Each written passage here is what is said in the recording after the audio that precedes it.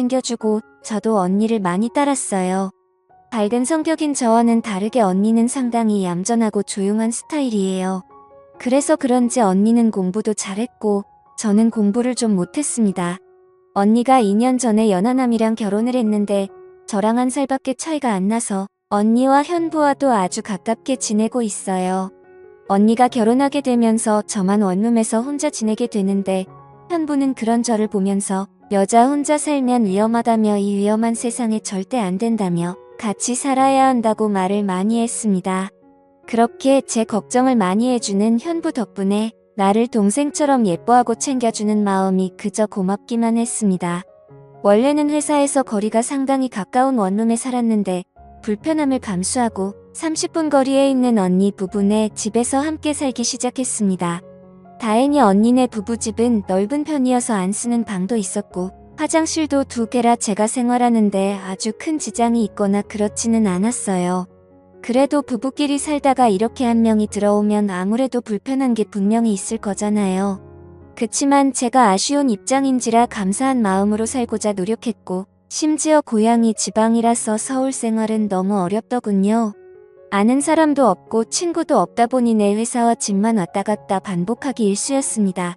언니는 종합병원 응급실에서 근무하는 간호사인데 월급이 상당히 많더라고요. 그래서 처음에 언니가 취직했을 때 왜 그렇게 월급을 많이 받냐고 물었더니 자기가 응급실 간호사라서 야간 당직이 아주 많다고 하더군요. 밤에 일하면 돈을 훨씬 더 많이 받는데 본인은 야근이 워낙에 많으니 월급이 많을 수밖에 없다고 들었습니다. 결혼을 하고도 여전히 일이 상당히 많기 때문에 퇴근하고 오면 형부가 혼자 있는 날도 많았죠. 집에 남자 혼자만 있다고 하더라도 결혼 전부터 종종 봐서 그런지 형부가 그렇게 어렵지 않고 별로 어색함은 없었어요. 또 제가 성격도 활발하고 술 마시는 것도 좋아하는 데다 사람을 편하게 대해주는 스타일이라면서 형부가 같이 살게 되면서 저의 이런 면을 더 잘 알게 되고 좋게 봤던 모양이에요. 오히려 사람이 너무 조용하고 무게 잡고 있으면 꼴풀견처럼 보일 수 있는데 저는 그렇게 하지 않았거든요. 근데 그렇게 편했던 형부가 얼마 전부터 달라진 걸 느꼈습니다. 주말이라 집에서 쉬고 있었는데 언니는 근무 때문에 출근을 한 상태였고 형부가 심심하지 않냐며 일 없으면 같이 나가서 영화나 보자더라고요. 그날따라 집에서 편하게 쉬고 싶었는데 같이 사는 입장에서 이런 사소한 걸 한번 거절하기 시작하면 앞으로도 안 좋을 것 같아서 함께 영화를 보러 갔습니다. 영화 보면서 스킨십이라고 하긴 좀 그렇지만 형부랑 약간의 스킨십도 조금 오고 갔던 것 같아요. 그냥 손만 살짝 스치는 정도였어요. 가볍게 기댄다든지 약간의 터치 정도만 있을 뿐이었죠. 이런 걸로 오해할 수도 있기는 한데 절대 진하게 스킨십을 하지는 않았어요. 영화를 보는데 최신 영화관에서 봐서 그런지 액션씬에서 의자가 마구 흔들리더라고요.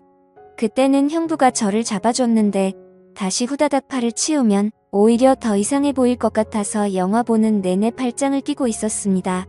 저도 왜 그렇게 되었는지는 모르겠는데 그냥 분위기상 그렇게 되었던 것 같아요.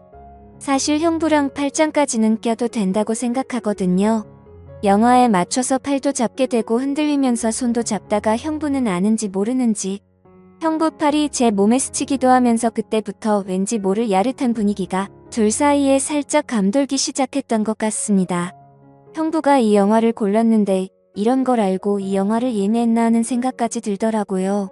정말 어쩔 수 없이 옆 사람과 이렇게 꼭 붙어 있을 수밖에 없게 만드는 그런 영화였어요.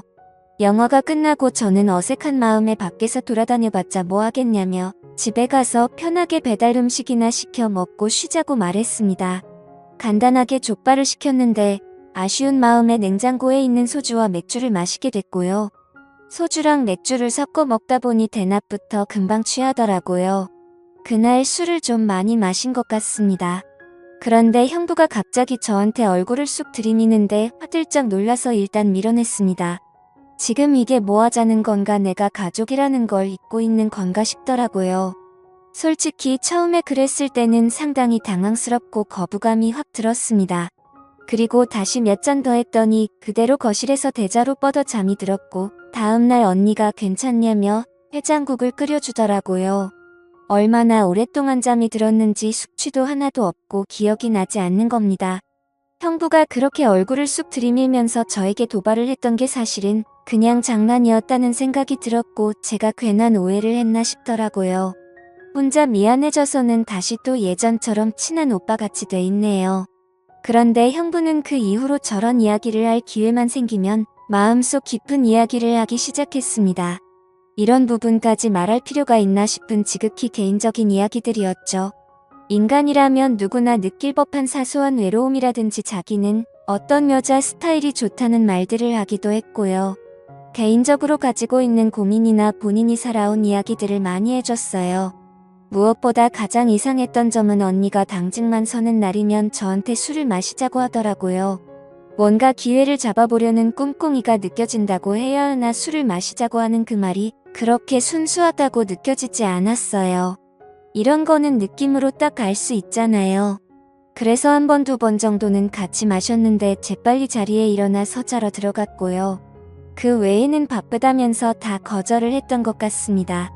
며칠 뒤 제가 퇴근 후에 회식이 있어서 직장 동료들이랑 술을 많이 마셨었는데 그날도 역시 언니는 당직이라 집에 없고 평범한 혼자 집에서 영화를 보면서 맥주를 마시고 있더라고요.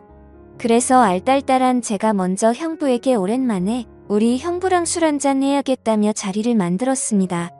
형부는 저에게 오늘 왜 이렇게 기분이 좋냐면서 제 머리를 쓰다듬으면서 귀여워해줬어요. 그렇게 맥주를 연신 마시며 회사 생활이 어떤지 저떤지 아무 의미 없는 말들이나 늘어놓고 있었고 세상 살아가는 가벼운 얘기를 주고받았는데 그러다 정말 두 사람 다 많이 취했습니다.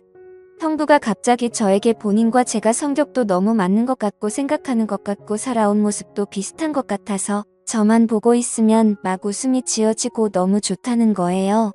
그리고 잘 챙겨주고 싶다는 말을 했습니다. 여기까지는 형부로서 처제한테 충분히 할 수 있는 얘기라 생각했습니다. 근데 갑자기 저를 더 많이 알고 싶다는 말을 하더라고요. 그 말은 뭔가 다르게 들렸어요. 뭔가 저를 여자로 바라보는 눈빛과 말투였거든요. 마음 한편에서는 형부의 말이 저도 모르게 조금은 가슴 떨리는 속삭임처럼 들렸기 때문에 제가 진짜 왜 그랬는지 모르겠지만 그날 술에 취해서 저도 묘한 분위기를 만들어보고 싶었고 갑자기 형부가 제게 다가오는데 제가 거부하지 않았네요. 오히려 제게 다가오는 형부의 등을 쓰다듬으면서 좀 더 도발했던 것 같아요. 서로가 눈빛을 마주하는데 솔직히 말하자면 그 기분이 꽤 좋았던 것 같습니다. 누가 먼저랄 것도 없이 서로 이성을 잃고 말았습니다. 저희는 결국 술에 취해서인지 실수를 저지르고 말았죠. 이후에 조금 시간이 지나고 진정이 되자 우리는 죄의식과 허탈감을 느끼며 제정신으로 돌아온 듯 했습니다. 한참 후에 형부는 잘못됐다면서 용서를 빌었고 저는 아무 말을 하지 못한 채 방으로 돌아왔어요. 그렇게 저는 형부와 둘만의 비밀이 생겨버렸고 그렇게 그날 밤 언니가 없는 틈을 타 형부와 선을 넘어버리고 말았습니다. 저도 형부도 둘 다 성인이니 본인의 행동에 책임을 져야 한다는 건 알고 있습니다. 제가 형부를 먼저 어떻게 해보려고 했던 건 아니었고 진짜 술 때문이라는 말도 핑계 같아 하고 싶지는 않지만 정말로 그렇게 되어버렸네요.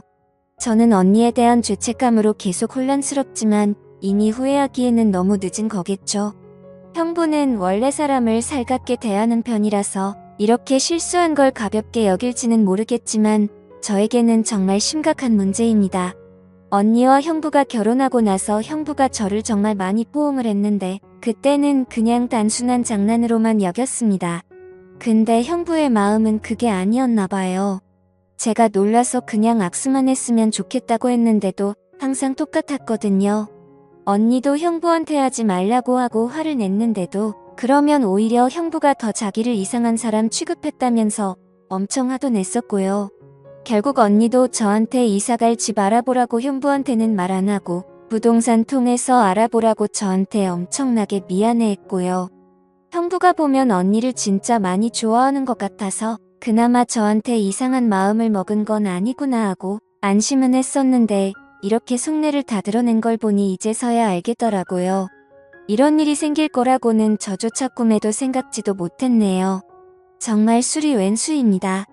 정말 술김의 순간적인 충동이고 실수였는데 제가 지금 순탄했던 제 언니의 가정을 깨뜨린 것 같아서 너무 죄책감도 많이 들고 마음이 힘드네요. 그래도 다음 주부터는 단기로 월세 구해서 우선 당장 나가서 생활하기로 해 그나마 다행이다 싶어요. 마음씨 착한 언니에게 상처를 줬다는 생각에 정말 너무 미안하고 밀려오는 죄책감에 저 자신이 한심하기도 하고, 그런데 어떻게 해야 할지 모르겠고 뭐부터 해야 할지 아무런 판단이 되질 않습니다. 언니에게 잘못했다고 있는 그대로 말하고 용서를 구해야 하는 건지 잘 모르겠는데 아직 조용한 거 보면 형부도 말은 안 한 것 같아요. 내가 왜 그랬을까 미쳤다 하고 저 자신도 이해가 안 가네요. 앞으로는 한동안 형부와 거리를 좀 두면서 지내려고 생각하고 있어요. 언니네 집에도 한동안은 발길을 좀 끊고 살아야겠다는 생각이 들고 남자친구도 얼른 만들어야겠네요. 저도 많이 외로웠나 봐요. 언니에게 미안한 마음이 큰데 그냥 비밀로 계속 유지해야 하는 거겠죠? 일부러 말해서 부부관계를 완전히 깨버리게 만들고 싶지 않아요.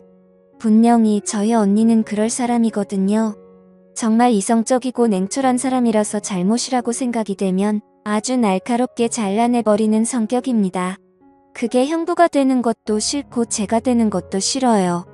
형부를 만나서 일단 절대 아무한테도 말하지 말라고 단단히 일러둬야겠습니다. 하루하루 정말 불안하고 잠을 잘 수가 없네요. 현명한 조언 부탁드립니다. 오늘의 사연 여기까지입니다. 지금까지 읽어주신 모든 분들 감사합니다. 구독과 좋아요, 알림 설정 눌러주세요. 그럼 모두들 행복한 하루 보내세요.